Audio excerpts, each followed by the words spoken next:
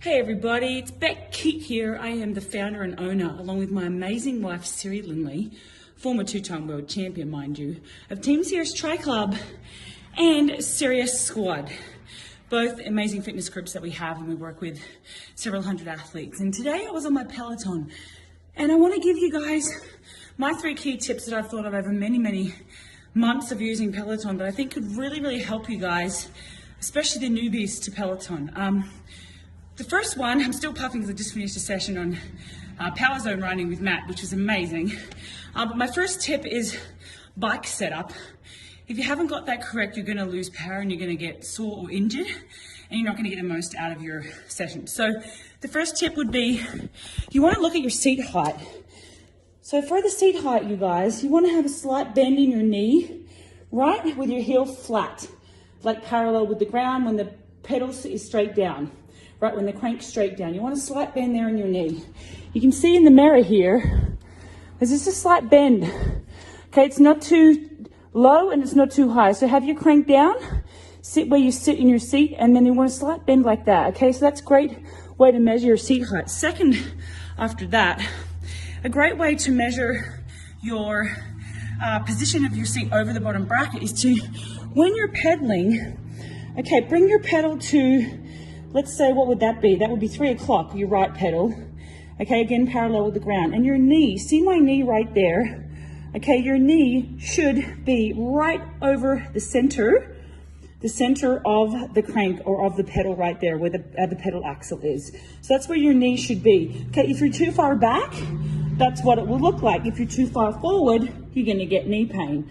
If you're too far back, you probably get hamstring pain. Okay, so that's for seat position. Handlebar height. Now, with the handlebars, you guys, I'll try and do this quick. So you ideally want to have it at least level, for newbies, at least level with your seat, or a little bit higher. If you have it too high, you're going to get sore shoulders. So don't have it up so high that you're shrugging your shoulders. You should be able to just relax nicely. Okay, shoulders down, and I would say at seat height or slightly above, no higher. So the next thing, just to give you guys a little bit of, not to brag, to give you a little bit of context here. So that picture there is me winning one of my 6 iron distance races.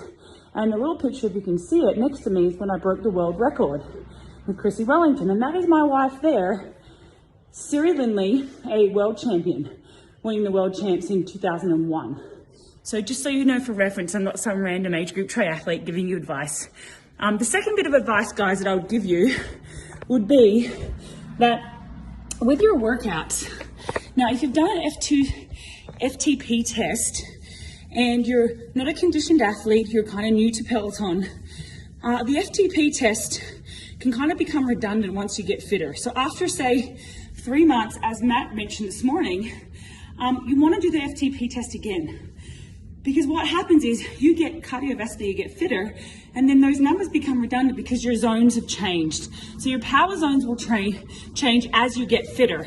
If you're a highly trained athlete and you're looking for that 2%, then I'd recommend doing like VO2 max stuff. But if you're new to Peloton, I recommend doing your FTP test every few months because, like Matt mentioned this morning, it will change and your numbers are going to go up as you get fitter. Your heart rate will be lower at the same power number. So that's my tip 2. And tip 3 is mix up your instructors. So you'll notice that certain instructors do certain workouts. So, for example, Alex Toussaint does a little bit of strength, a little bit of intervals. If you want to do Tabata, that really lifts your aerobic engine and your aerobic capacity a lot. That really lifts your fitness, Tabata. When you're ready, you want to do like Ali Love sessions or Jess King. And then always include like your easy aerobic endurance days like Jen Sherman and Christine, I can, I am, I will. So they're my tips for the day, you guys. Mix it up, check your bike position, and if you want to know more, look up Team Serious Tri Club or SeriousSquad.com. Thanks, guys. Have an amazing day.